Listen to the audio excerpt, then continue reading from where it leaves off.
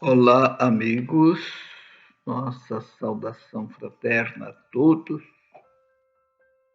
esperando encontrá-los com saúde, com paz, um caminho luminoso, trilhando os princípios deixados por nosso Senhor Jesus Cristo.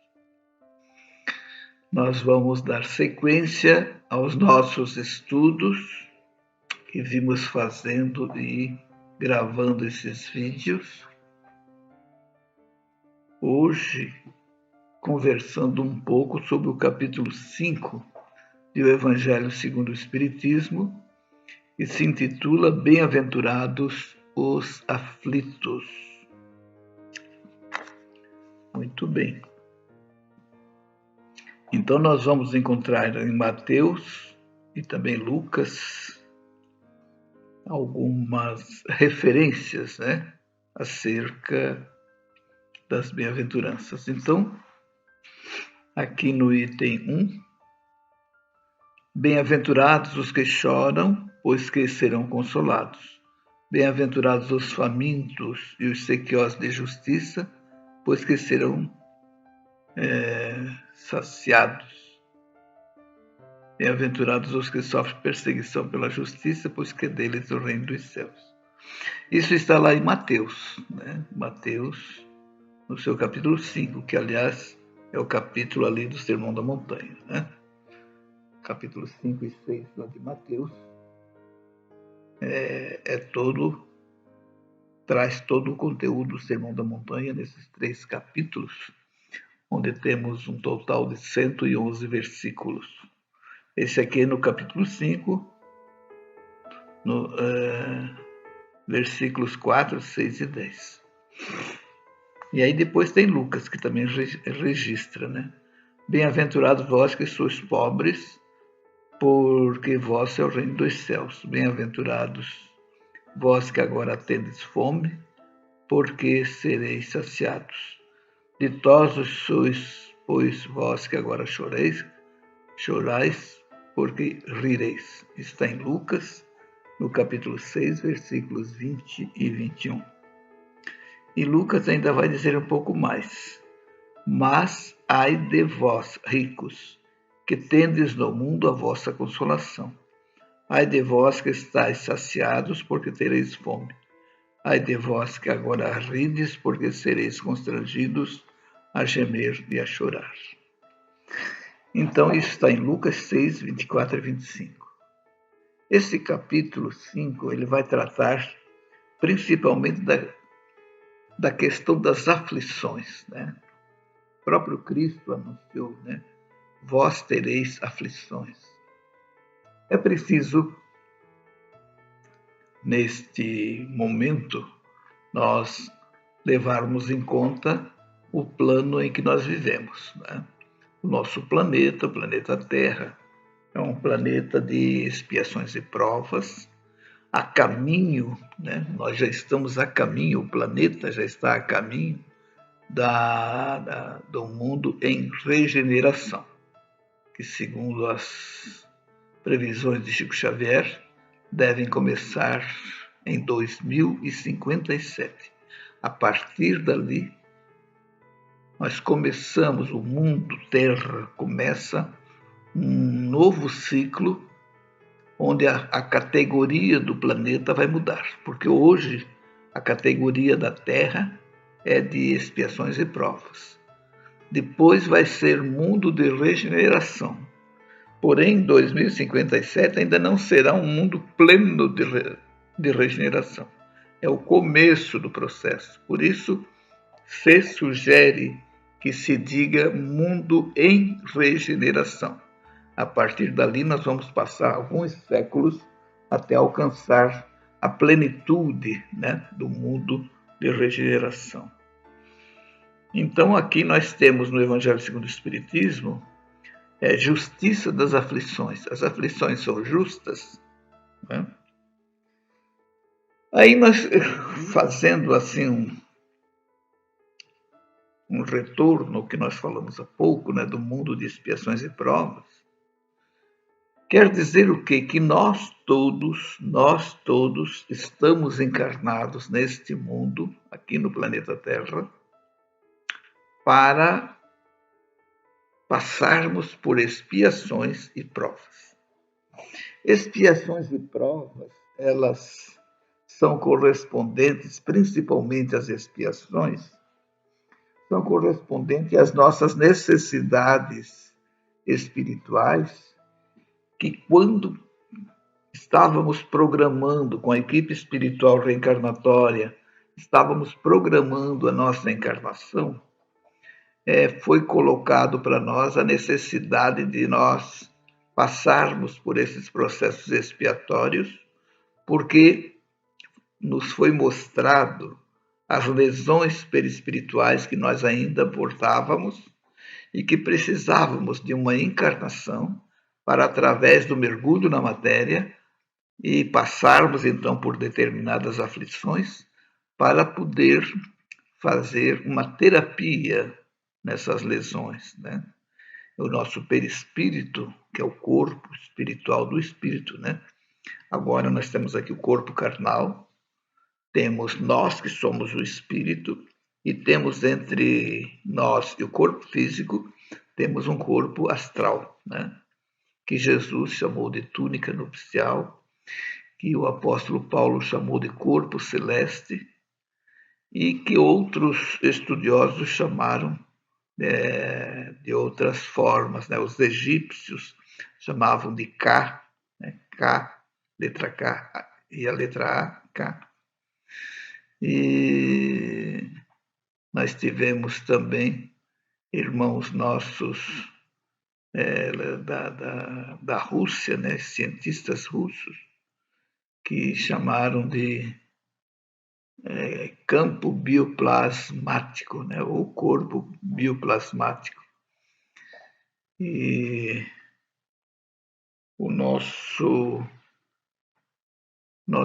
espírita, nosso cientista aqui do Brasil, Hernani Guimarães Andrade, chamou de modelo organizador biológico. Por que ele deu esse nome? Porque é o perispírito que vai modelar o corpo. A mente vai projetar para o corpo físico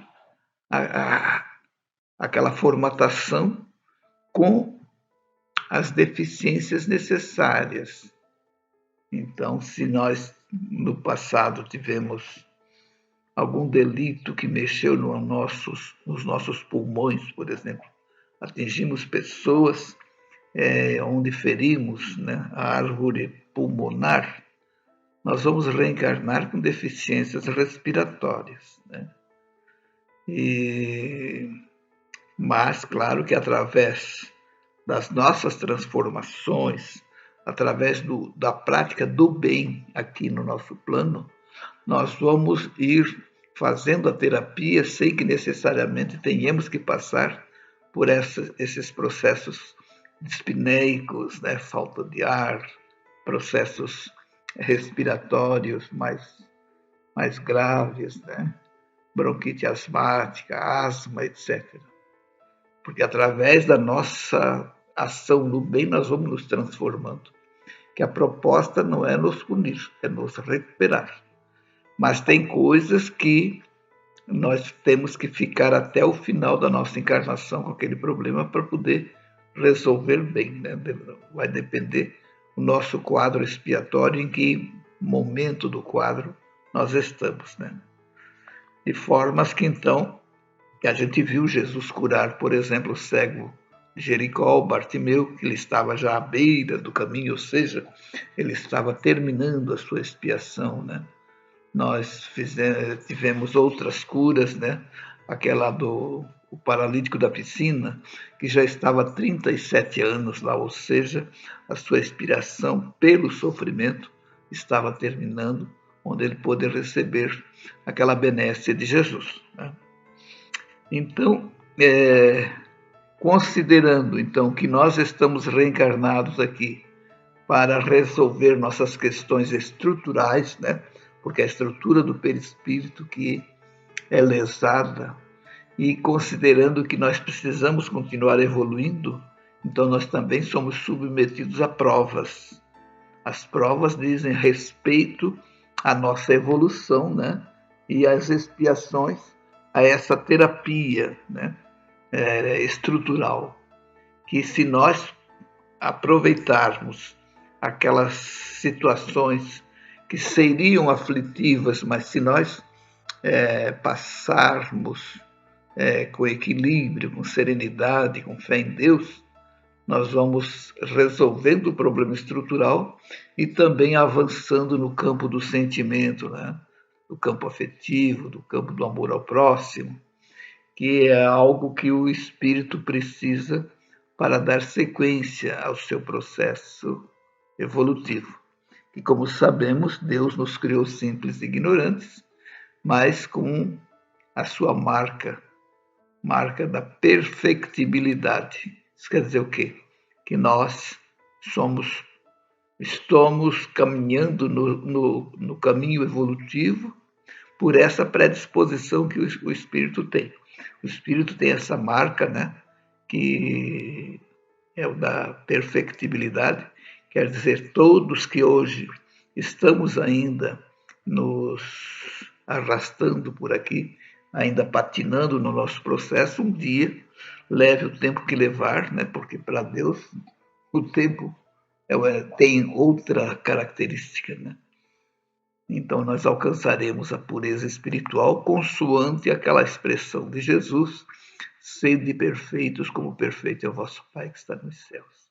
Então ele enuncia, ao usar essa expressão, sede perfeitos, ele enuncia a lei de evolução, né?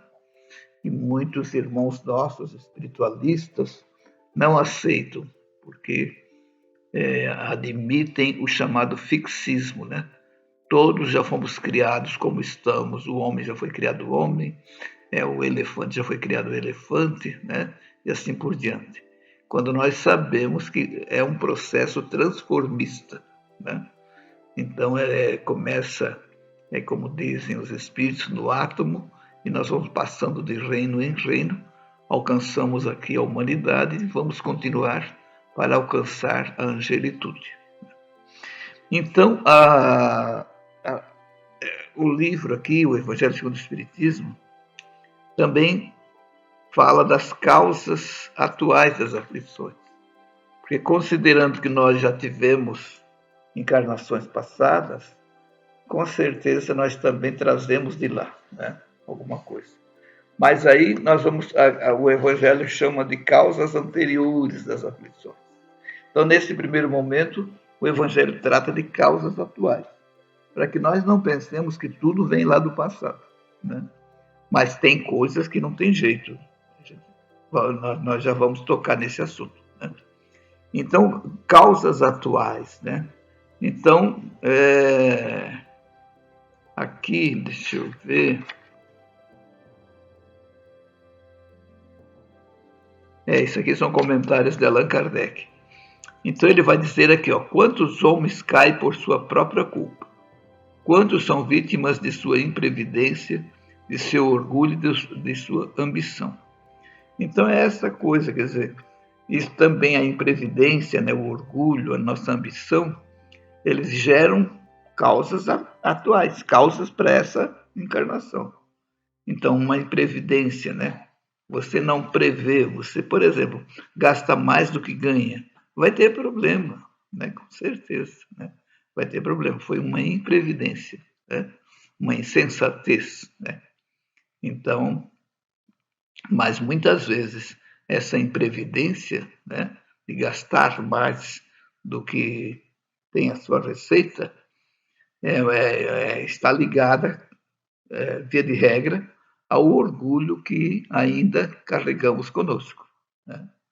Então, ao lado desse orgulho, nós também podemos ter essa ambição, e por sua vez, diga-se de passagem, a ambição é benéfica.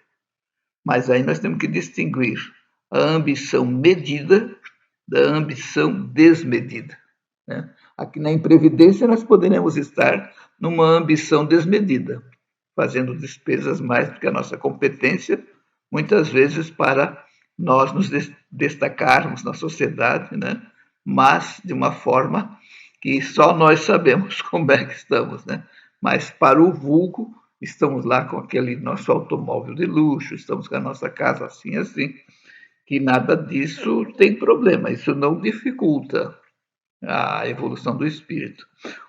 O que dificulta é o orgulho, é a ambição desmedida, que em função dessas duas coisas nós nos tornamos imprevidentes. Achamos, não, não, nós vamos fazer e lá na frente a gente resolve, né? Então isso são causas atuais, né? São causas atuais. É possível e muito provável que no passado nós também já, digamos assim, caímos, pecamos nessas particularidades. Mas hoje nós poderíamos estar fazendo diferente e nem sempre fazemos. Aí ainda Kardec vai dizer assim, ó, quantos se arruinam por falta de ordem, de perseverança, pelo mal proceder ou por não terem sabido limitar seus desejos. Aqui vai entrar também aí na imprevidência, né? Não ter sabido limitar os seus desejos, ou seja, nós podemos desejar, mas também temos que olhar a nossa receita para poder, então, fazer algo correlacionado com as despesas estarem ligadas à receita, né? Então, falta de ordem, né? Botar ordem, ter um planejamento, uma anotação das despesas, das compras e assim por diante. E também de perseverança, né? Porque às vezes nós falhamos, caímos até em estados aflitivos porque não perseveramos, né? Às vezes a gente pensa, não vai dar certo mesmo, pronto, para por ali. Não perseveramos. Às vezes a gente está a um passo do sucesso e acabamos parando, né? Decidindo não ir adiante. E também ele vai falar que quantas uniões desgraçadas, porque resultaram de um cálculo de interesse ou de vaidade, e nas quais o coração não tomou parte alguma. Então a gente vê assim as uniões, né? Onde os interesses materiais estão acima, muitas vezes sem aquela afinidade moral, afetiva, mas os bens materiais possam ter trabalhado, né? Exercido uma sedução muito forte, onde essas uniões acabam se acontecendo, mas que ali na frente elas já podem se tornar desgraçadas, porque não havia assim uma base, né, amorável, não havia uma base moral, não havia um bem-querer, né? Então é muito importante, né? Quantas dissensões e funestas disputas se teriam evitado com um pouco de moderação e menos suscetibilidade? Essa palavrinha ela precisa ser repisadas, né? Para que a gente possa nunca esquecer de olhar como é que está essa suscetibilidade, que é o mesmo que melindre, né? Será que ainda qualquer coisa nos melindra? Nós ficamos assim, ressentidos por coisas pequenas, por coisas, né? Então, como é que está essa suscetibilidade? E precisamos lembrar de que isso tudo ocorre porque nos falta a humildade. Bem-aventurados os pobres de espírito, porque deles é o reino dos céus. Jesus anuncia na primeira bem-aventurança a humildade. Então, com isso, nós vamos estar sempre vigilantes, né? Aquelas circunstâncias que a vida nos sugere, né? Então, isso são causas atuais. Isso, ele vai falar mais, mas nós estamos fazendo um recorte bem rápido aqui, para poder, no nosso tempo aqui, alcançar essas orientações. A seguir, ele vai falar de causas anteriores às aflições. Porque é claro que, como eu disse, se nós buscarmos, quase sempre vamos encontrar aqui, né, as causas dos problemas que estão acontecendo conosco. Mas tem alguma coisa, muitas coisas que escapam do nosso controle, né, da nossa previsão e assim por diante. Então, Kardec vai dizer assim, ó, mas se há males nesta vida, cuja causa primária é o homem, outros há também aos quais, pelo menos na aparência, ele é completamente estranho e que parecem atingi-lo como por fatalidade. Tal, por exemplo, a perda de entes queridos, né? É uma coisa que te pega assim, né? E dos que são o amparo da família, né? Às vezes, né, desencarna um filho teu, desencarna a mãe, desencarna pai, né? E ainda ele fala assim daqueles que desencarnam e que eram arrimo da família, a família dependia deles, né? Então isso também está meio fora das nossas previsões, né? Tais ainda os acidentes que nenhuma previsão poderia impedir. Porque a palavra acidente, se a gente observar, é aquelas em que foram tomados todos os cuidados e assim mesmo aconteceu. Mas a gente vê por aí muitos chamados acidentes que são consequências de desatenções, de não cumprimento de leis, né? Ultrapassando em faixas contínuas, passando em sinal vermelho, coisas assim, né? Então, mas o verdadeiro acidente é aquele que nenhuma previsão poderia impedir. Aqui também os reveses da fortuna, muitas vezes são coisas até criadas aqui nessa existência, né?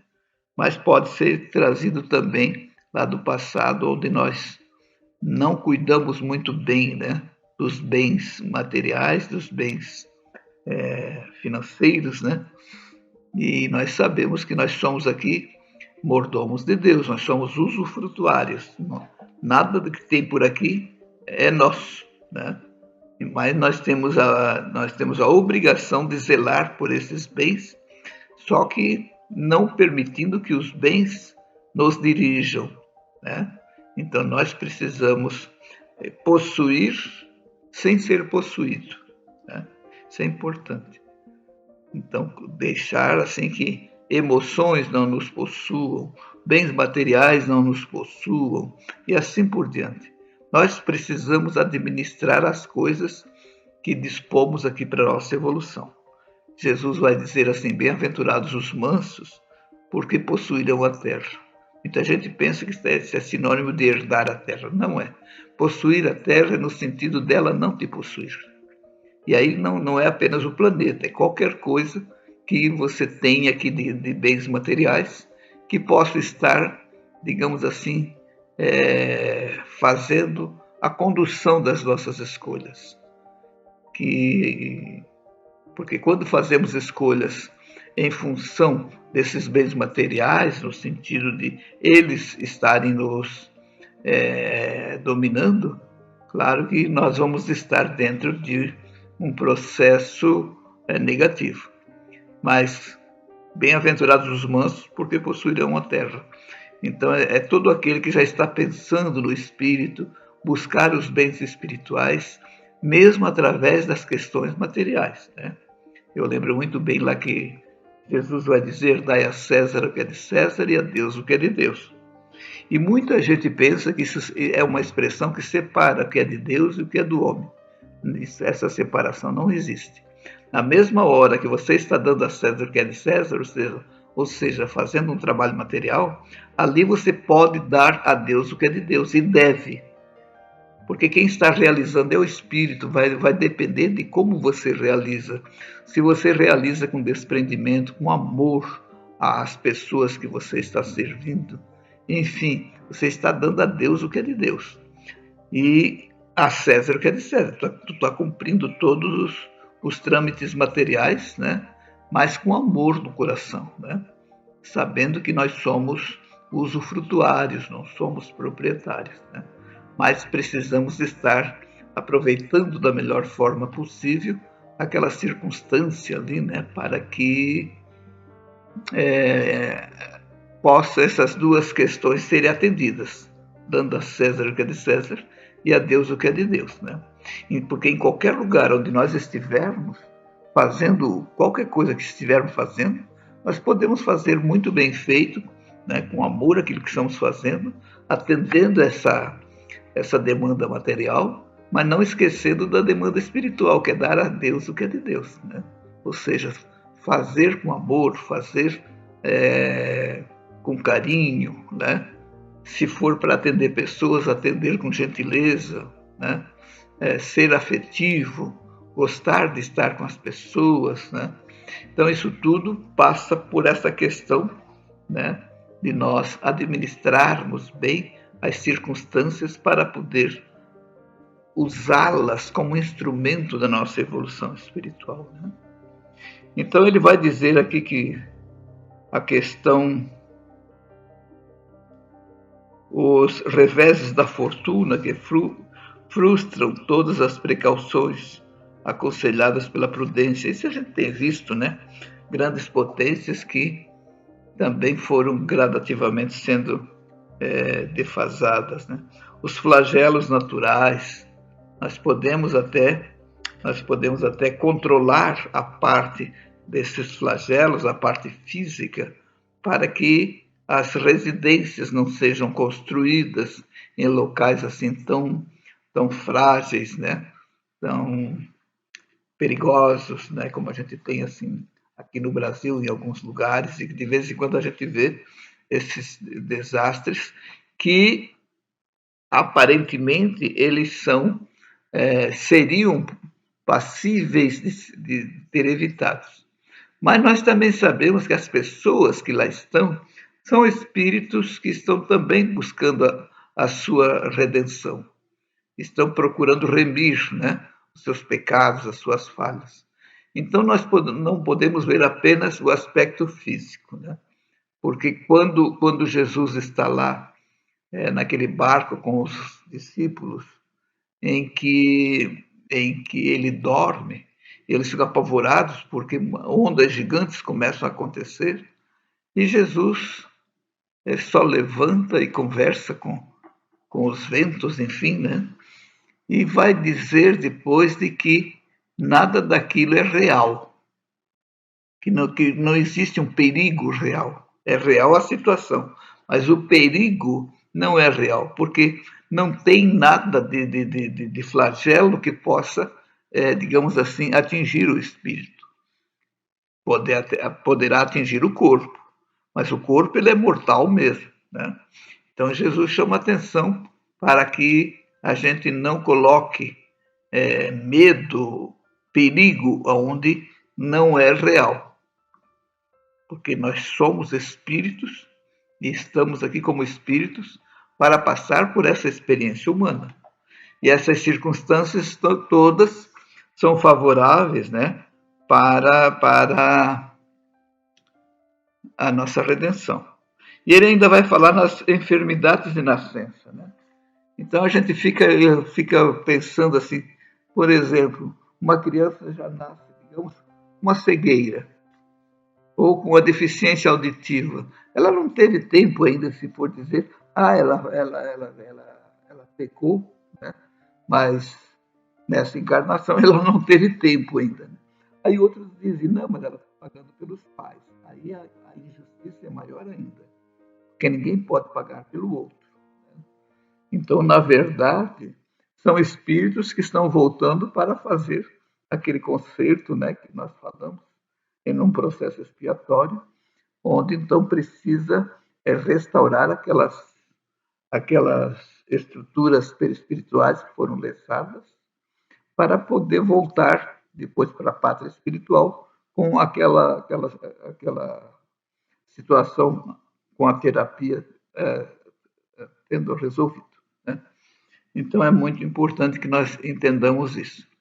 Então, vamos aqui concluindo a nossa fala de hoje, lembrando de que Jesus sempre falava para o Espírito. Bem-aventurados os aflitos é para o Espírito, para ele passar por aquela aflição de uma forma serena, de uma forma equilibrada, com muita fé em Deus, com muita fé em si, né, nas suas potências, para poder aproveitar aquela circunstância, embora aflitiva, mas com possibilidades de promover a redenção espiritual dessas almas. Assim, irmãos e irmãs, nossa gratidão pela atenção e rogamos a Jesus bênçãos e paz para todos e que Jesus permaneça em cada coração, hoje e sempre. Muito obrigado.